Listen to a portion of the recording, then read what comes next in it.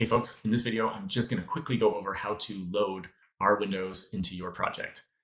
So if you're used to our products, then this probably won't be new for you. If you're not, then maybe keep watching. So it's really simple, nothing complicated. I will note, if you're a previous user of ours and you've used our older versions of our windows, this process has changed. So take a look. We used to use type catalogs. So if you're familiar with how to load with a type catalog, you'll notice that those are missing now. And we did this to improve the workflow. It's an experiment. So if you are a previous user that has used our products and have used type catalogs, and you're now using this updated version without type catalogs, I would be interested to hear your feedback to let me know which workflow you like better.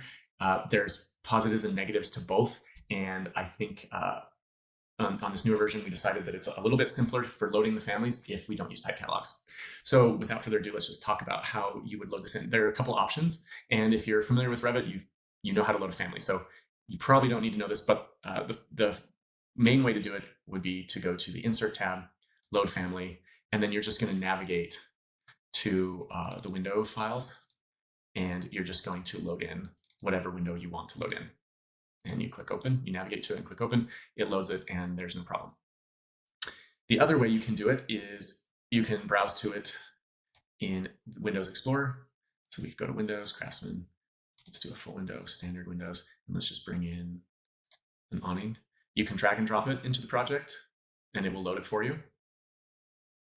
And if you do that, it automatically puts you in the window command, but you can see I have no wall, so I can't place it. So let's drag a wall here. And now I can place that window. And then another option is to use our example file. So if you watched the previous video, you'll know that our downloads come with what's called a sample file. So if I'm in, let's do, oops. So right here, let's go to Windows. Let's do the traditional version. And right here, do you see how it says Windows example file traditional?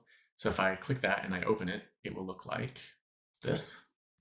So here's our example file of the traditional windows. And this is great because you can also just copy a window. So if I want this multi-folding window, because sometimes it's easier to see your options in a Revit project all like this, rather than trying to look through, Windows Explorer and read all of the names and maybe have this little thumbnail. It's sometimes a lot easier to just look at it in Revit. So if I just want to grab this, I'm just going to do Control-C to copy it. And then I'm going to come back here and do Control-V.